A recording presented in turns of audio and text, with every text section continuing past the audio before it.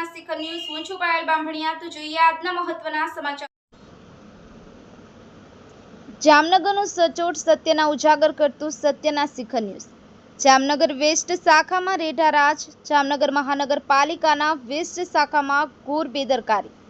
જામનગર રણમલ તળાવ gate number 3 પાસે અઠવાડિયા પહેલા એક વૃક્ષ વાહનની ઠોકરે ઢળી પડ્યું હતું। તે વૃક્ષની ડાળીઓ હજુ હાલમાં ત્યાં જોવા મળે છે, જે રાહદારીઓની ચાલવામાં નડતરરૂપ થાય છે। છતાં મહાનગરપાલિકાની વેસ્ટ શાખાને ટાઈમ નથી મળતો કે ત્યાંથી વૃક્ષની ભાંગેલી ડાળીઓ ઉપાડી શકે। જામનગરની જનતા હવે જાગૃત થઈ ગઈ છે। તે જનતામાં હવે સવાલો ઉઠે છે। રાજ્ય સરકાર મહાનગરપાલિકાને કામગીરીનો પગાર આપે છે।